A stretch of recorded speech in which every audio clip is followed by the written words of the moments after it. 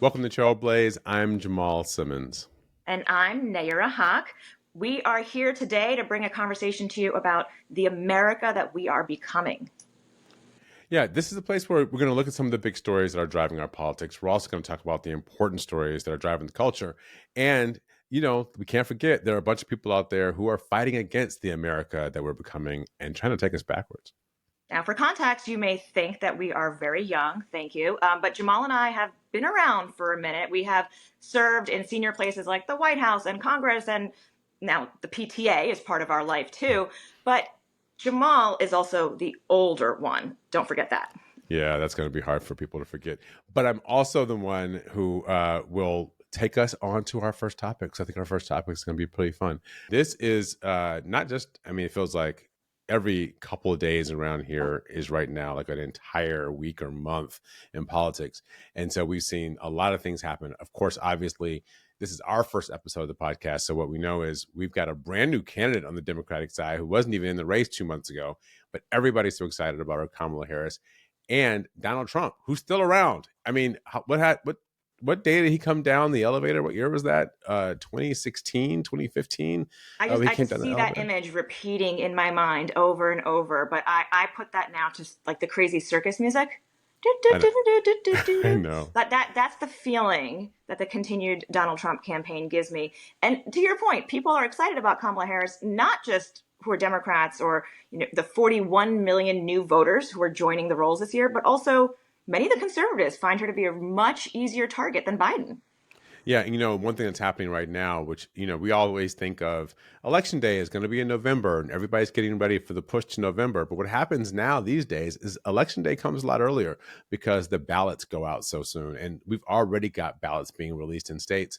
We've also got polls that are showing what people talk about as a tight race in some of these battleground states. But in the national numbers, we're really starting to see Kamala Harris separate a little bit. Looks like some of these numbers are showing her with a 4 or 5 point lead in the national race. But does that really matter? Is it really going to help her win this election there? Right, because it depends on Election Day itself, who actually feels motivated or enthusiastic enough to get off of the sofa, even if it's raining, to go cast a vote for somebody. And that's going to be the difference maker, is that enthusiasm gap between both candidates. I think that's the 4 to 5 points that we're seeing right now.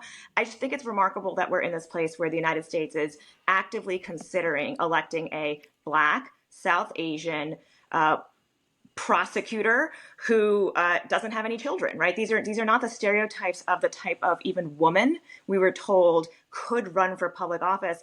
And I truly don't think that if we'd had 2 years to overanalyze and overthink ourselves, that we would be in this place right now. So I love this idea of this really short sprint to the finish line. And like you said, the reality is people are voting now on who they want to be president next. So does the next 50 days, is anybody really undecided? Don't people know who these two people are? It's not that you don't know who the candidates are and how you feel about them. It's whether or not you're going to bother to show up. Yeah. And look, we, what we know is, you said, very briefly, she doesn't have any kids, which is true. She never had kids. But she's a member of this big blended family that I think a lot of Americans are now living in. And I think as we talk about like how we're becoming more educated and how we're becoming, we've got more women leaders and all those things are starting to happen to us. We've also got these families that just don't look like that kind of 1950s television, stock family that everybody saw in the footage. And people are now, I think, are just more open. And that's a lot of what we want to talk about here is how it's not just that we have these political leaders, whether it's Barack Obama or, Hillary Clinton, but it's also that the society is changing and the society is producing all these new combinations. So listen, if you watch television, just watch a basketball game, just watch a reality TV show, the advertisements that you see on those shows are also interesting. They are blended families racially. They are LGBTQ families. They are, one kid is commercial, right?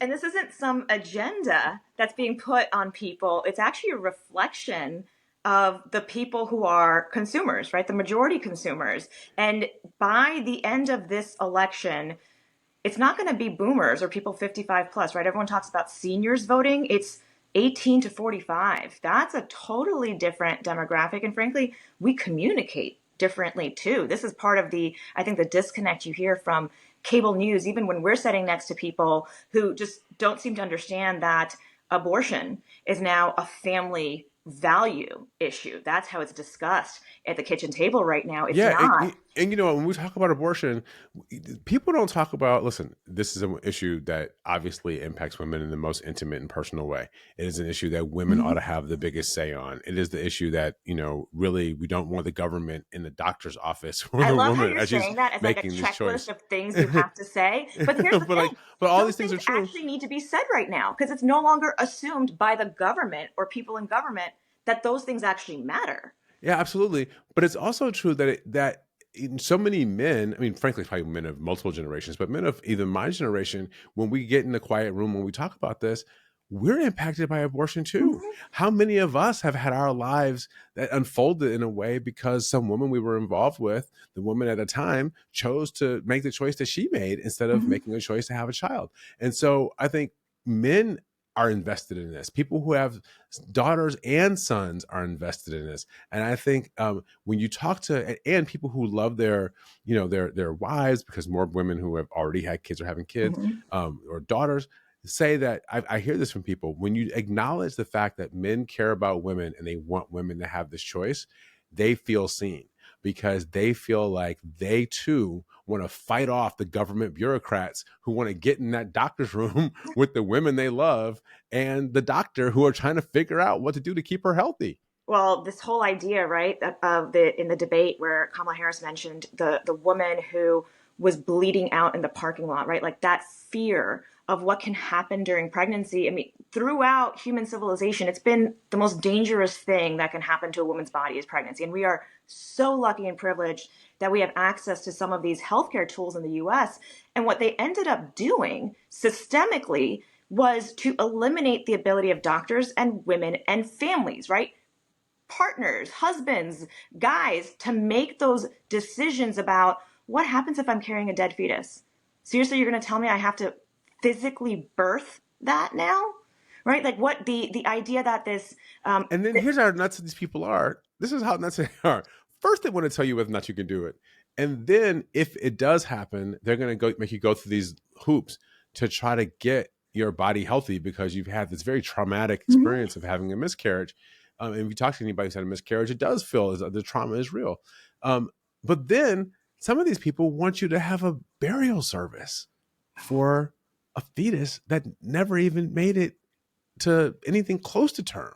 Listen, do what you got to That's how do. much they want to do to interfere in the lives of people who are just trying to Yeah, have the and families there's they a want. reason why we have these medical and scientific terms. Embryo, fetus, baby is after birth, right? And it's Right. important because seed and tree are not the same thing either. One is potential, one is the actual thing, right? So Right. it's this idea of what the potential could be of these two cells that now are breaking down to make an embryo. And they got to the point in their logic about where life starts that there's like, no, you can't do IVF. So Because, here's the right, like, so because here's the the whole IVF thing, I'm like, that is literally the most pro life, pro family thing you can do with medicine, right? And this whole idea that Amy Comey Barrett, as Justice said, that, you know, we need a domestic labor supply. Why would you not allow science and medicine then to help families do that with IVF? Absolutely. And here are the politics of this. You know, I was in the White House in 2022. I was the vice president's communications director. And in 2022, everyone kept saying the most important issue on the ballot this year is going to be the economy. The economy is what's driving it. Inflation is what's driving it. Big issues. People care about them a lot. They're very important issues. What we began to understand is that there were a cohort of Americans out there who also thought having control of their bodies was also a really important issue, right? And like that issue was going to drive the election. So democracy on one hand, abortion on the other. And we saw states, you saw this, Nayyera, Mm-hmm. we saw these states in Kansas and Michigan and these places that are supposed to be battleground or even ruby red like Red Kansas states. and Ohio making choices to say, no, keep your government bureaucrats out of my doctor's office. And this used to be the Republican and libertarian argument, right? It was anti-government, government, personal liberty, none of that should be government's role. You can dislike it on a personal level. Like, no one's telling you what birth control you should use or what decisions you should make about a pregnancy, but certainly they would say definitely not government. And what we saw, where we are now with the Republican Party, is that is the Christian nationalist view, evangelical view, that is dominating, rather than is this government's role or not? And that tension is so obvious now. And what I find to be bonkers is somehow Vice President Kamala Harris, the Democratic nominee, is up there using what used to be the Republican talking points about keep government out of my personal business. Absolutely. So my question for you is, this year, where we have this on the ballot, or we have a candidate on the ballot who is running on this issue in a big way, do you think it's going to have the same impact in 2024 that it had in 2022 when the Democrats were able to unexpectedly win a Senate seat and hold down losses in the House? Do you think I think it's so. matter? And I think what the disconnect is oftentimes with polling is the polling doesn't talk or connect with people who are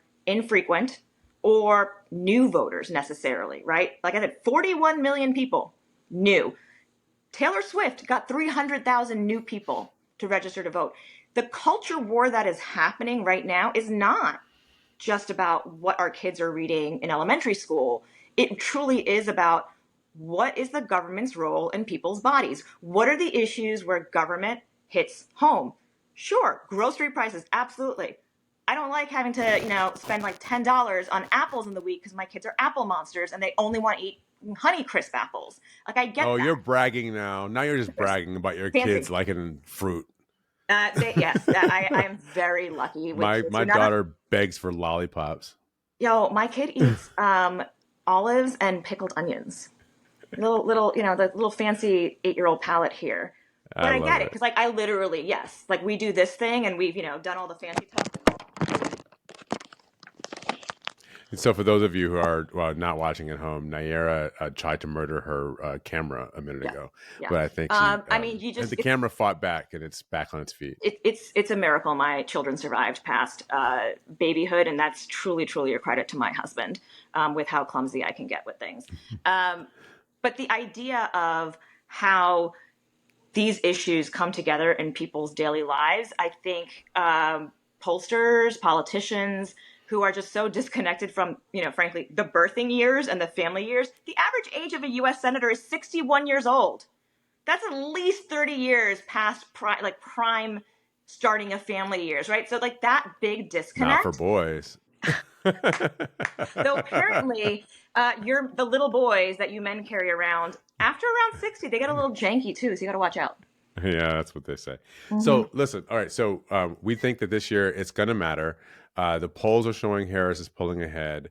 Now the question, I saw this poll in Iowa where the vice president closed the gap with Donald Trump to 4 points. Donald Trump beat Joe Biden in Iowa by 18% in the 2020 election. If it's down to 4, that means that there are a bunch of voters that people aren't thinking about who are moving in her direction. And to me, that's something that we ought to be paying attention to, because even if she doesn't win Iowa, if she has Iowa within 4 and she has Texas within 4 or 5 and she has, all these states that are supposed to be completely lost in Florida, I think, which is now like inside the margin of error. If that's happening, that means something big is happening. Okay. Can we pause right there though for a second and just make a caveat acknowledgement up front that we have this fucked up thing with the Electoral College where very specific counties end up counting much more than actually the majority of what people think. The idea that you can be the popular elected president and not actually hold office should not be okay. With that said, play the game, the rules you have, right? Play the cards that you have. She is now running the old Obama play, which is using her vigor and her energy and the enthusiasm of like, what is she? Who is she? What's going on? That people want to show up and they want to connect with, to go to multiple states in the same day, multiple stops in places where she shouldn't be thinking about winning.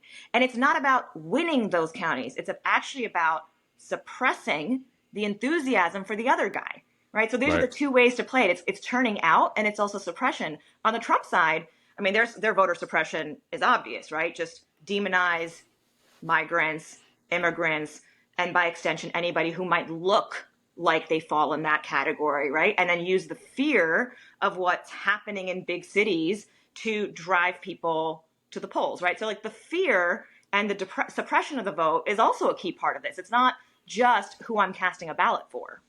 No, that's absolutely right. And what we're seeing in these states is it looks like the Republicans have hired about 150 lawyers they're going to put into 15 battleground states. And in those battleground states, they're going to then organize a bunch of volunteers. So they're going to do three things. The first thing they'll do is to try to challenge ballots on at the ballot box. Say like, hey, these people shouldn't be able to vote while they're trying to vote.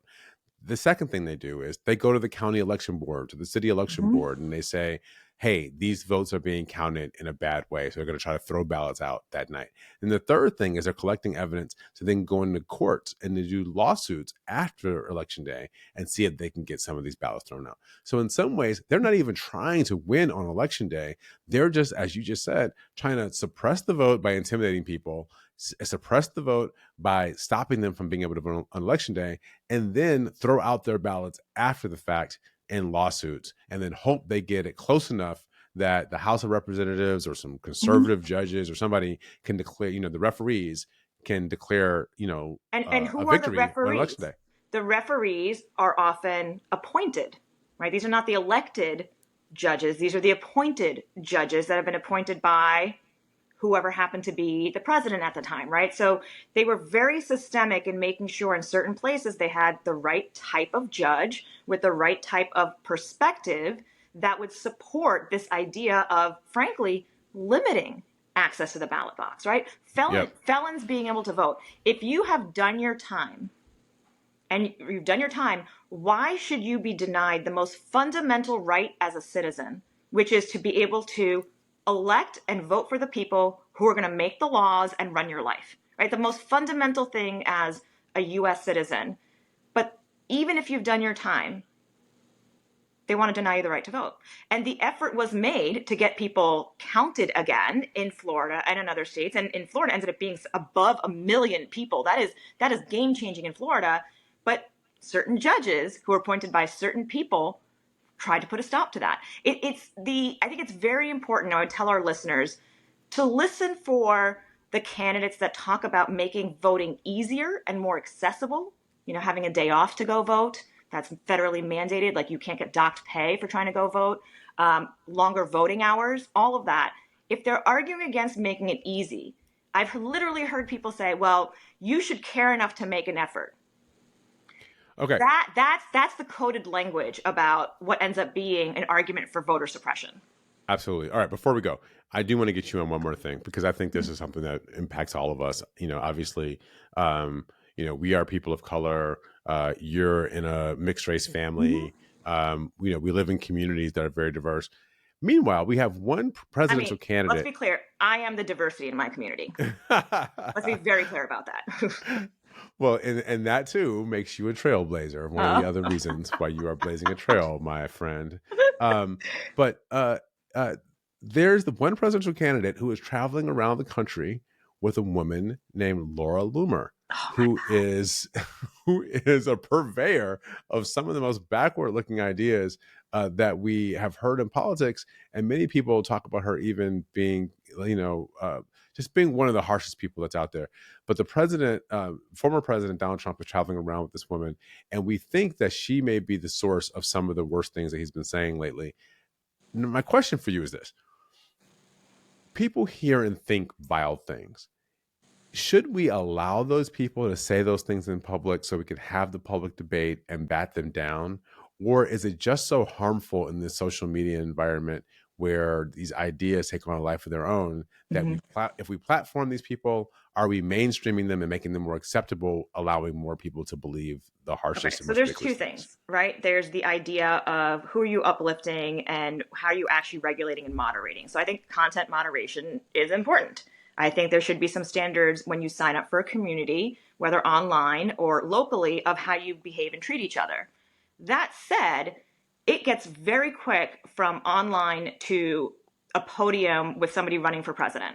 And that's the dangerous thing right now. There's no regulating that. That is, you just make bad choices, right? That is a really bad choice for the country. But for whatever reason, Donald Trump finds it entertaining, right? Like to have this woman hanging around him. I mean, she looks the part.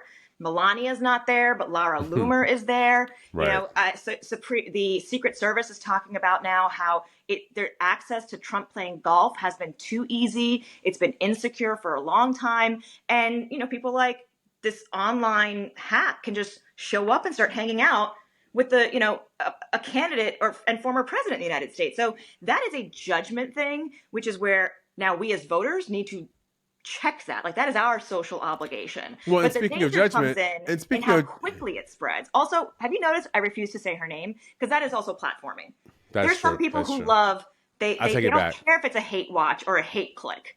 They just want the eyeballs. And Trump is one of those. So is this woman. They don't care. They just want the attention that we're giving them. So speaking of bad things, these are the same people who right now have been demonizing immigrants from a Caribbean country, demonizing these people and saying that they are eating pets, said it on the debate stage, a fact that we know is not true or a claim we know is not true. They've been saying that people are now having schools closed, they're Mm-hmm. being attacked on the streets. And instead of having someone who aspires to be the leader of the free world, who's supposed to maintain order, he's actually stoking an environment that's creating disorder. Well, so it's totally going to backfire. Unfortunately, not in time for these poor folks in Ohio to, feel safe again. But it is going to backfire because that same Caribbean community in Florida is 500,000 voters strong, right? They're one or two generations removed from the original island, and they tended to vote conservative. Oh, I guarantee you in Florida, after hearing their identity attacked and demonized like this, they're not thinking of voting for Donald Trump anymore. The other part of this, there actually is a real problem that we have here of how do you work with influxes of people into a community? Seriously, like how do you deal with the infrastructure? How do you deal with the schooling? These are people who are working, they are contributing, they are paying rent. So they are part of the community. They stand out because they look different. And that's the part that needs help that even the senator of that state doesn't seem to care to help that. He just wants to make the problem worse for the city.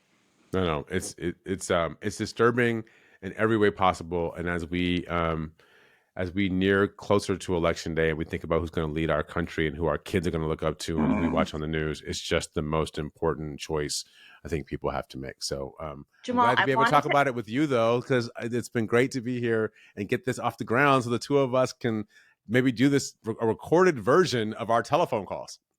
this is literally the conversations that you and I have when we're coming off a TV set or we, sitting having 5 minutes to actually follow news or think of something. And how many calls have we had where we're talking politics of the day, trying to figure out what we can do in our role, and then there's some kids screaming for dinner or hanging off our legs. I'm like, all right, that actually takes priority too. So I love that we're going to be able to do this together. I did actually have a question for you though, Jamal, Sure. because we have between us some pretty fancy titles and fancy places, but don't ever consider ourselves to be fancy like that. Mm-hmm. I've Mm-hmm. never forgotten where my parents came from and all of the crazy things I had to learn even to just fit into the system. Like I was the intern who never left because I thought this stuff was so interesting and mattered so much and I could see the impact good government can have on people. But I was also the intern who grew up on Staten Island of South Asian descent, so like double bling, right? Everything double shiny effect.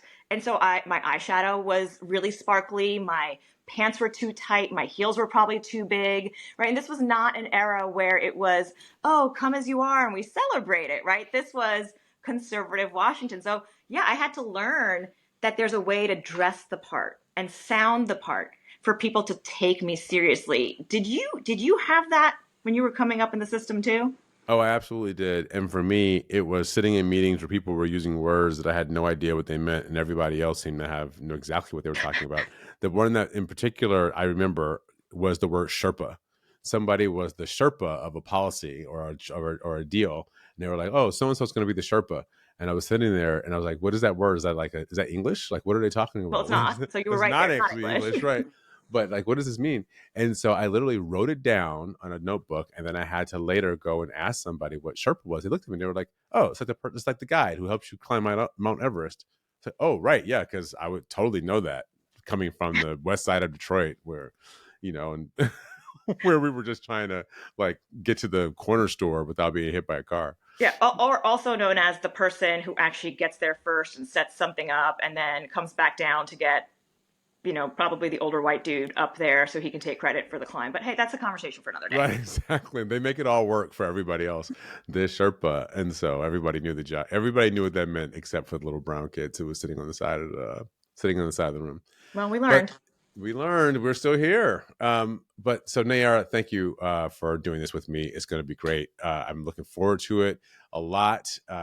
We have to thank our friend Brian Mathis, who was the person who introduced us years ago. Ooh, what a character. And we sat all at a table, which was supposed to be a 15-minute catch up. And I think we were there for like 2.5 hours. So they finally kicked us out of the place.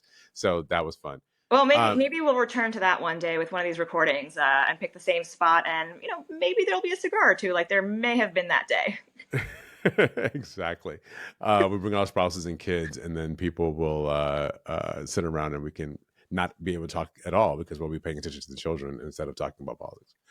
But thank you for being here at Trailblaze with us. And to keep up, please watch us on the Politicon YouTube channel or follow Trailblaze on Apple Podcasts, Spotify, or wherever you listen to your podcasts. And make sure that not only do you subscribe, but also give us a 5-star rating. That way we get to do more of these with you. That's right. And you can follow me on Real Jamal Simmons on Twitter and Jamal Simmons on Instagram. And I look forward to being back with you, Nayyera, next week. And I am Nayyera at Nayyerroar. Woman gonna roar even if she's a meow cat lady. All right. Goodbye, y'all. Thank you. See you next week.